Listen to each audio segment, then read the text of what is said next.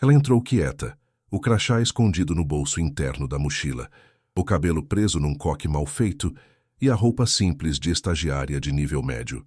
Ninguém ali desconfiava de quem ela era.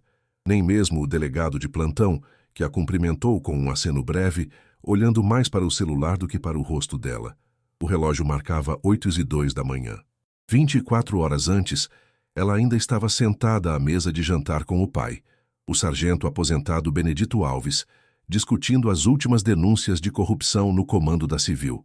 Agora, ela estava ali, atrás da mesa da recepção, catalogando boletins de ocorrência e escutando conversas que nunca deveriam acontecer em voz alta. Ouvia de tudo, desde como adulteravam relatórios até a distribuição de propinas para evitar investigações. Um dos inspetores até comentou rindo sobre como uma denúncia de violência doméstica havia sumido por um envelope bem gordo. Era mais podre do que ela imaginava. O pior não era o sistema, era a naturalidade.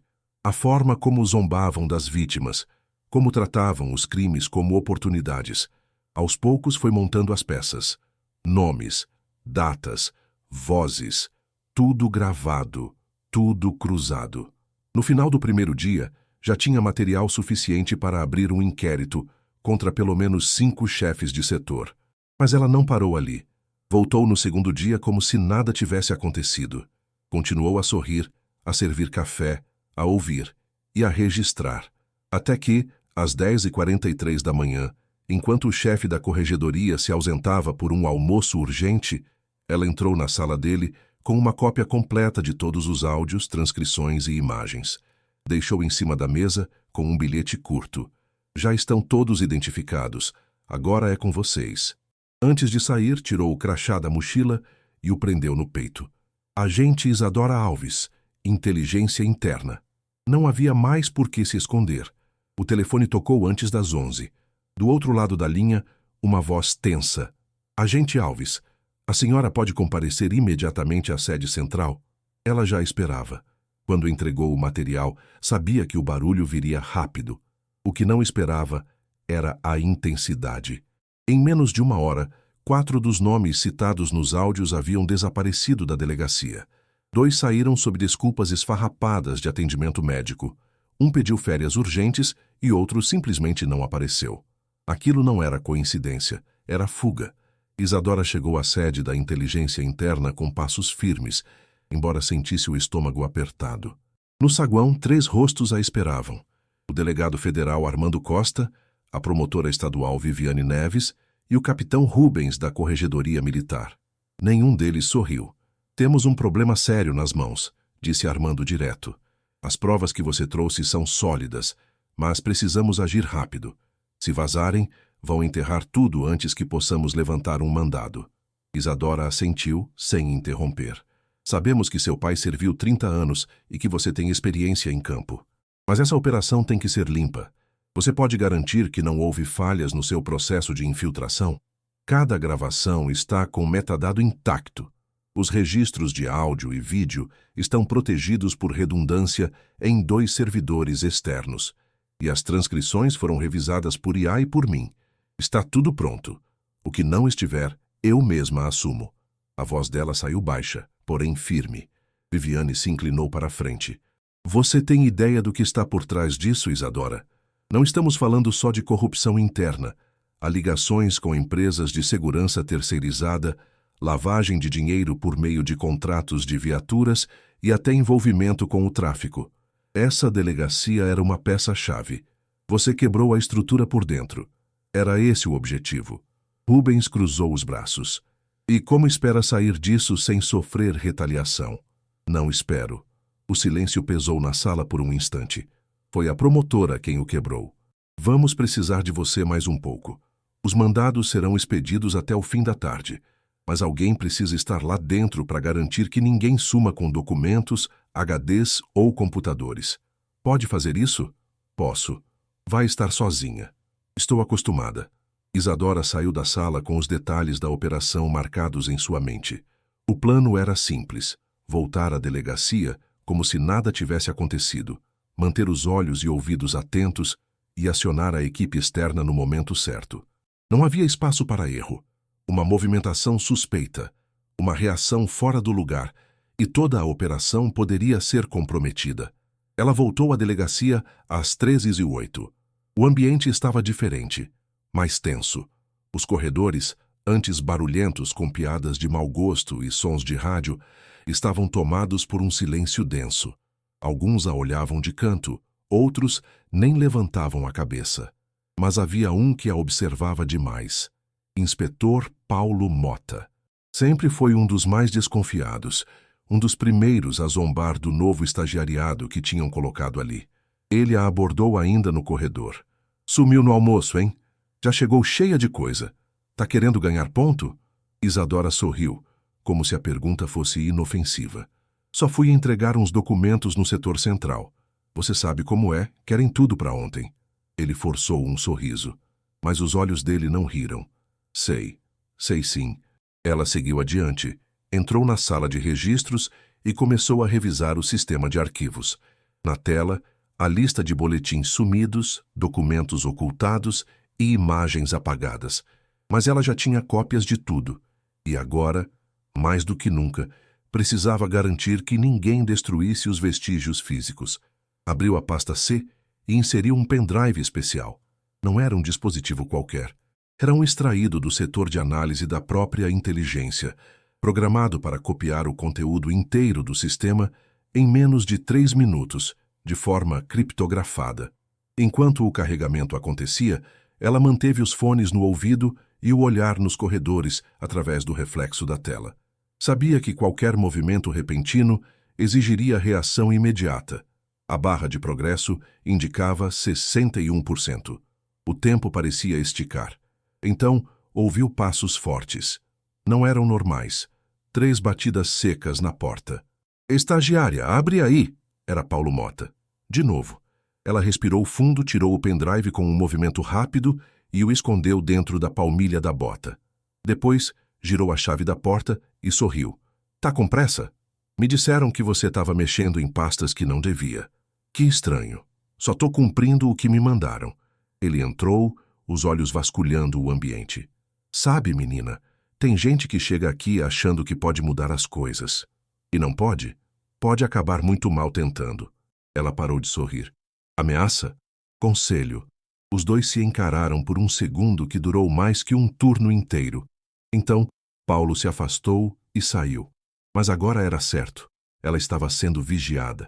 Assim que ele sumiu no corredor, Isadora enviou uma mensagem codificada pelo celular. Nível cinza, iniciar desmontagem.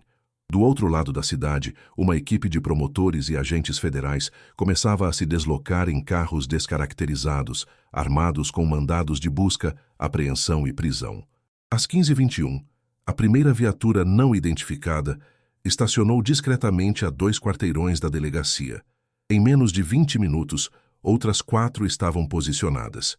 Isadora saiu da sala de registros e caminhou até o banheiro, onde guardava outro equipamento escondido atrás do forro do teto.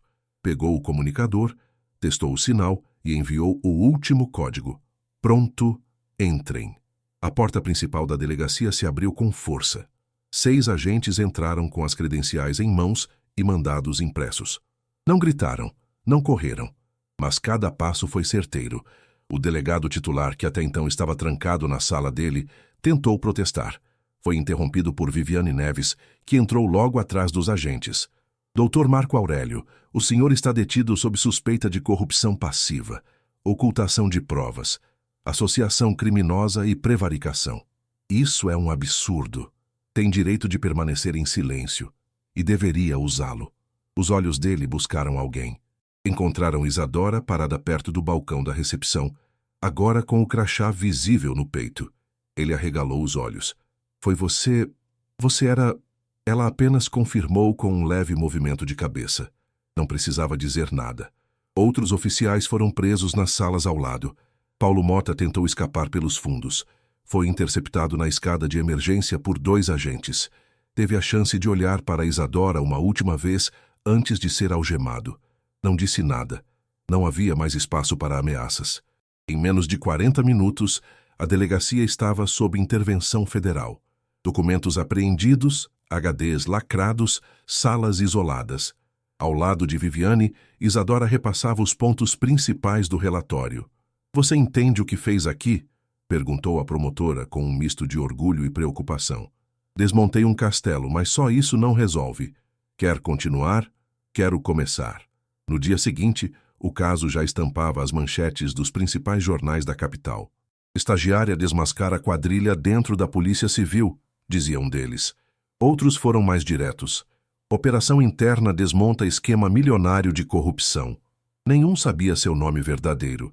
Nenhum sabia que a estagiária era, na verdade, uma agente com anos de treinamento em infiltração e contra-inteligência. Mas essa era a parte mais segura do disfarce, parecer invisível. Isadora assistia às notícias da pequena televisão do alojamento da inteligência, ainda de uniforme simples e sem maquiagem. Com o rosto apagado, sentia o peso de tudo o que ainda viria. Não houve tempo para alívio. Uma ligação entrou às 6h43 da manhã. Agente Alves, temos um novo problema. O tom seco e direto de Armando Costa não permitia dúvidas. O que parecia encerrado havia se multiplicado durante a madrugada. Segundo os dados da operação, o esquema de corrupção não estava restrito àquela delegacia. As planilhas apreendidas, analisadas por softwares forenses durante a noite, apontavam para transferências de recursos e contratos fraudados que envolviam pelo menos 3 unidades distintas da polícia em diferentes bairros da região metropolitana. Pior, havia ligações claras com políticos locais. O mais alarmante, porém, era uma pasta escondida em um dos computadores pessoais de Paulo Motta, nomeada simplesmente como Segurança Redobrada. Lá havia uma lista com nomes, agentes, promotores, testemunhas, jornalistas, uma espécie de blacklist, e nela estava o nome de Isadora. Eles sabiam que alguém estava infiltrado, explicou Armando. Só não tinham certeza de quem. E agora tem. Exatamente. A partir de agora, sua segurança será prioridade. Mas precisamos que continue no caso. Ninguém conhece os dados como você. Ela respirou fundo. Qual é o próximo passo?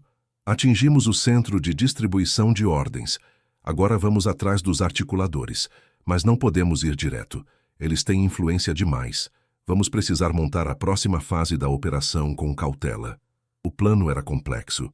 Implicava seguir o rastro do dinheiro, que, segundo as análises preliminares, passava por contratos superfaturados com empresas de segurança patrimonial, fornecimento de frotas e manutenção predial, todas com donos ligados direta ou indiretamente a figuras políticas. Haveria mais infiltrados. Haveria mais riscos.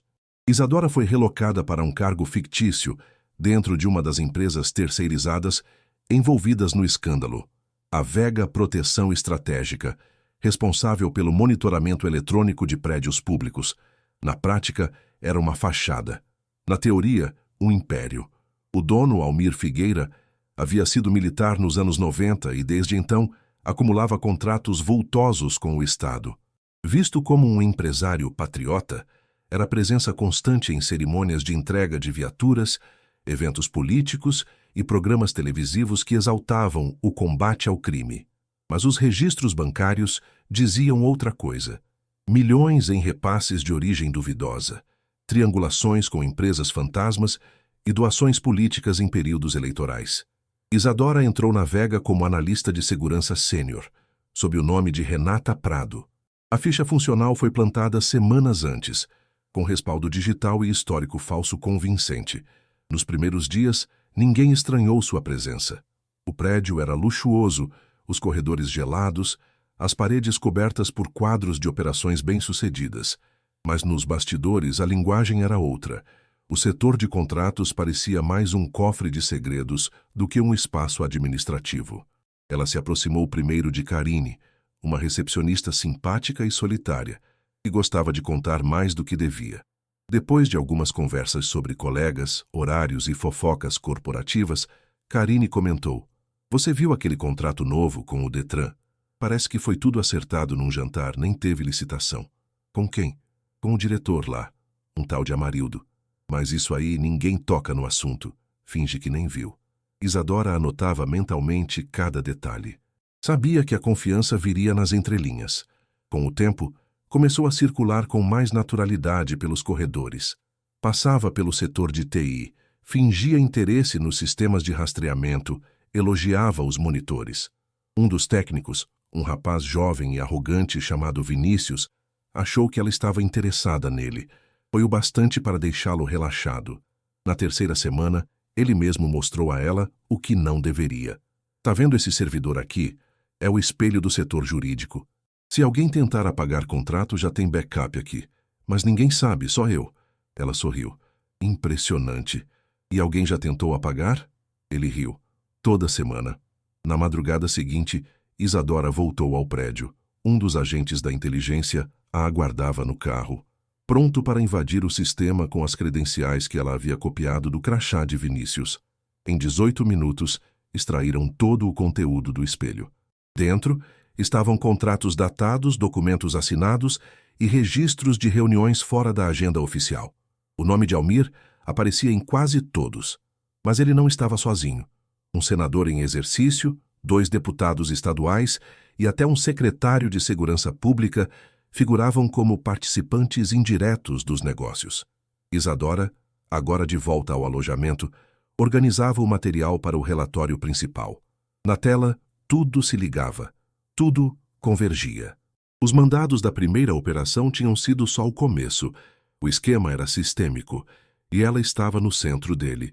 No entanto, algo a inquietava. Um nome que surgia repetidamente nos bastidores da Vega: Celso Granado, ex-delegado, atualmente assessor técnico da Secretaria Estadual de Segurança. Um homem de poucas aparições públicas, mas com forte influência nos bastidores. Ela mencionou o nome a Armando Costa, que imediatamente demonstrou preocupação. Granado não aparece em nenhuma das investigações, mas ele já foi citado em relatórios antigos como alguém com ligações suspeitas com milícias no Rio. E por que não foi investigado? Faltou coragem e provas. Agora temos. A imagem de Granado surgiu no sistema da inteligência com dados escassos. Mas bastou um cruzamento com as ligações telefônicas de Paulo Mota, ainda armazenadas em backup, para comprovar o vínculo. Chamadas frequentes, mensagens trocadas e transferências indiretas. Isadora sabia o que isso significava. A operação precisava de uma nova etapa, mais arriscada, mais exposta. No entanto, enquanto preparavam o material, um e-mail anônimo chegou ao servidor da inteligência. Um único anexo, uma foto. Nela, Isadora aparecia saindo do prédio da Vega. Alguém já sabia quem ela era, e isso mudava tudo. O e-mail não tinha remetente rastreável, nem assinatura, nem corpo de texto. Apenas a imagem. Ela de costas saindo pela lateral do prédio da Vega no final do expediente. O ângulo era alto, possivelmente captado de uma janela próxima. Não havia dúvida, ela estava marcada. Isadora não tremeu, mas também não ignorou. Encaminhou imediatamente a imagem para a equipe de análise forense da inteligência interna. Em menos de 2 horas, a resposta chegou.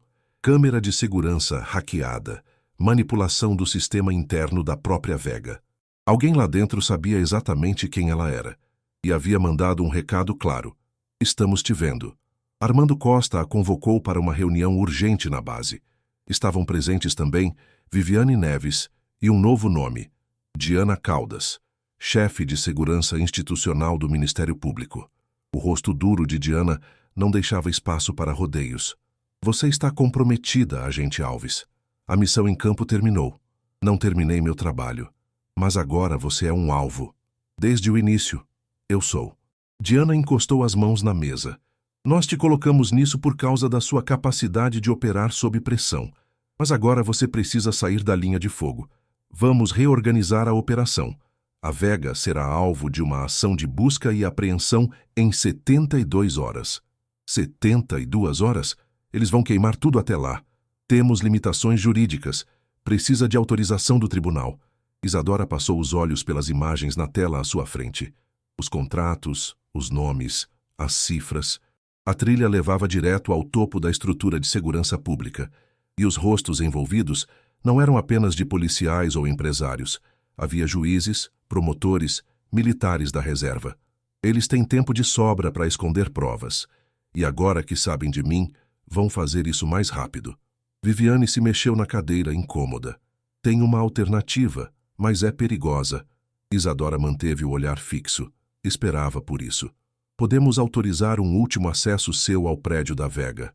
Como colaboradora, com acesso à sala de arquivos físicos. Se você conseguir extrair o conteúdo original dos contratos impressos com as assinaturas de Granado e Figueira, conseguimos o mandado emergencial. E a segurança interna? Terá que entrar com o protocolo de auditoria. Vai simular uma verificação de compliance a mando do jurídico. É uma jogada arriscada. Não mais do que deixar tudo isso sumir. Isadora passou as próximas 12 horas em treinamento intensivo com o setor técnico da inteligência. Aprendeu a manusear microcâmeras, dispositivos de cópia rápida e técnicas de extração sem alterar vestígios. A missão era clara: infiltrar, acessar o acervo físico, digitalizar o conteúdo, sair, tudo em menos de 45 minutos. No dia seguinte, às 10h02 da manhã, ela voltou à Vega. Dessa vez, o crachá de Renata Prado estava em destaque, com um novo carimbo: Auditoria Interna Temporário. Foi recebida por um funcionário novo, que sequer sabia quem ela era. A tensão estava no ar. O clima havia mudado. Ela não encontrou Carine, nem Vinícius. Ambos estavam afastados temporariamente. Desceu até o segundo subsolo, onde ficava o arquivo central. Mostrou a autorização forjada, assinada digitalmente com credenciais da própria empresa, um presente dos analistas de sistemas da inteligência. O funcionário da portaria hesitou, mas liberou. Estava ali sozinha. A sala de arquivos era grande, fria e úmida, pastas em prateleiras metálicas, caixas empilhadas, etiquetas mal escritas. Isadora começou pelas seções sinalizadas como Contratos Ativos, Acesso Restrito. Encontrou rapidamente a pasta da licitação com o Detran. Depois a do contrato com a Secretaria de Segurança Pública. Mas foi na terceira prateleira que seu sangue gelou. Uma pasta vermelha, sem etiqueta. Dentro, uma planilha impressa, escrita à mão, com colunas divididas por nomes, datas, valores e códigos. No topo, Descrição Prioritária, CG. CG. Celso Granado. Ela ligou o scanner portátil, escaneou cada folha e transferiu para o dispositivo oculto no bolso. Não havia tempo para hesitação. Escaneou outras 2 pastas que mencionavam pagamentos em dinheiro vivo a nomes políticos. Faltavam 12 minutos quando ouviu o som de uma porta se abrindo ao longe. Isadora congelou. Guardou o dispositivo, fechou as pastas e desligou o scanner. Manteve a postura firme como se ainda estivesse auditando. Um homem apareceu no final do corredor. Cabelo grisalho, terno escuro, expressão severa. Era ele, Celso Granado. Renata, não é? Ela assentiu. Não me avisaram dessa auditoria. Ela forçou um sorriso. Foi solicitada pelo jurídico. Verificação de conformidade contratual. Ele deu alguns passos adiante, sem desviar os olhos dela. Você parece muito segura do que está fazendo. É meu trabalho. Curioso, porque até ontem você era uma sombra nesse prédio. Isadora sentiu a pulsação acelerar. É exatamente assim que auditores devem ser. Granado caminhou até a parede oposta, encostando-se com calma. Sabe, quando alguém mexe demais nas gavetas erradas, as gavetas começam a morder de volta. Ela deu um passo em direção à porta. Se estiver com alguma dúvida, posso encaminhar ao setor jurídico. Não precisa. Eles não estão mais no controle.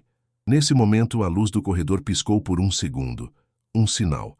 A equipe da inteligência já havia hackeado o sistema da Vega e estava pronta para extrair os dados, caso ela conseguisse sair. Granado bloqueou a passagem com o corpo. Isadora manteve a calma. Vou te pedir licença, tenho um relatório a terminar. Você não vai terminar esse relatório. Ela tirou do bolso um pequeno cartão e mostrou. O símbolo da inteligência interna, bem no centro. É aí que você se engana. Antes que Granado reagisse, 2 agentes federais abriram a porta com um golpe seco, acompanhados de Viviane Neves, que empunhava um mandado de prisão. Celso Granado, você está preso. Envolvimento comprovado em esquema de corrupção, lavagem de dinheiro e formação de quadrilha. Ele tentou falar algo, mas Isadora passou por ele sem olhar para trás. O tempo havia acabado para os poderosos. No caminho de volta à sede da inteligência, ela manteve o olhar fixo na janela. A cidade parecia a mesma, mas dentro dela tudo havia mudado. Ainda não havia descanso, ainda havia nomes para investigar, provas a organizar, novos rostos a observar. Mas naquele instante, ela sabia. A estrutura tinha começado a ruir, e não iam mais conseguir tapar os buracos com silêncio. 3 dias após a prisão de Celso Granado, o estado amanheceu diferente. Manchetes estampavam o rosto do ex-delegado com palavras que ele jamais pensou que o descreveriam. Peça-chave em organização criminosa. Homem forte da segurança pública é desmascarado. Mas não era só ele. Uma segunda leva de mandados havia sido cumprida na madrugada anterior, atingindo 4 parlamentares, 2 coronéis da reserva e um juiz do Tribunal de Contas. A queda era em cadeia.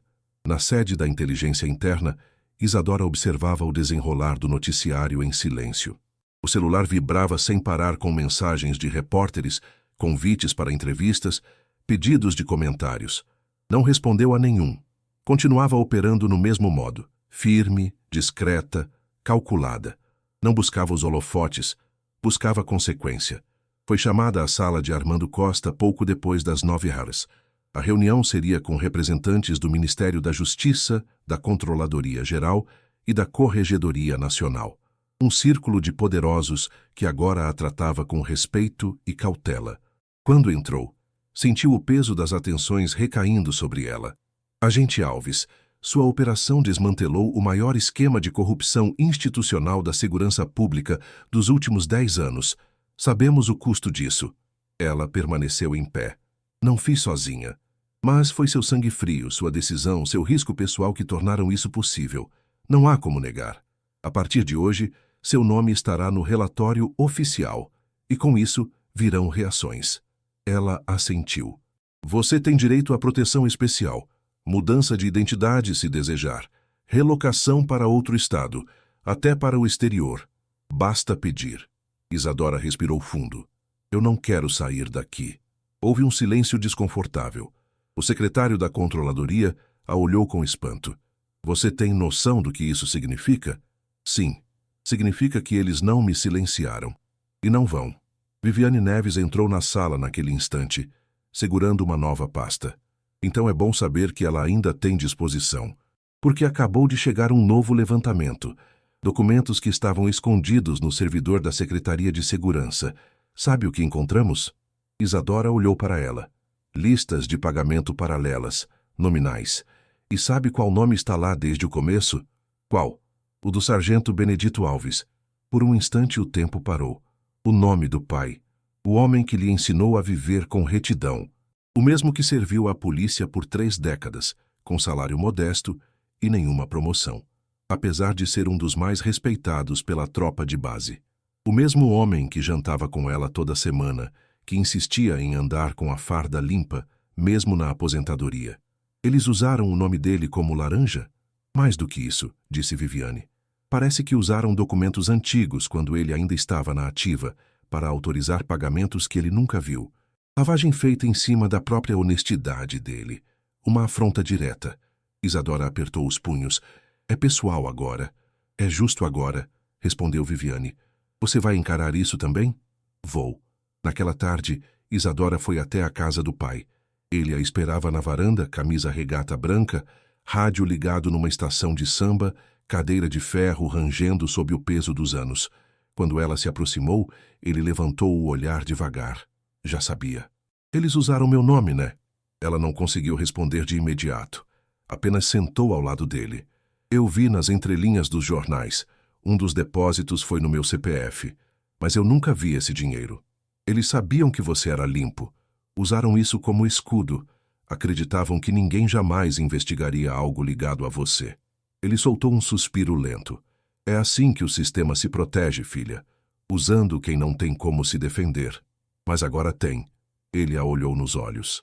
Você é a melhor coisa que já fiz. E a mais perigosa para eles. Naquela noite, ela redigiu pessoalmente o relatório que expunha o uso indevido da identidade do pai. Incluiu provas, cruzamentos, datas. Mas não apenas isso. Anexou uma carta. Ao Estado, O nome Benedito Alves não é apenas um número funcional. É a história de um homem que passou a vida servindo com integridade, enquanto outros lucravam em silêncio. Usar a honestidade como fachada para o crime é um tipo de violência que ainda não sabemos medir. Mas eu sei, porque foi contra ela que eu lutei. E continuo lutando. O documento foi entregue junto ao pedido de revisão de todos os contratos firmados nos últimos 15 anos com as empresas ligadas ao esquema. O movimento gerou efeito cascata.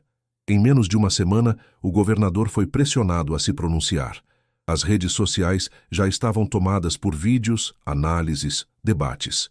O nome de Isadora finalmente foi revelado por um jornalista investigativo. A tentativa de expô-la teve efeito contrário. Estudantes de direito começaram a citar sua atuação em seminários.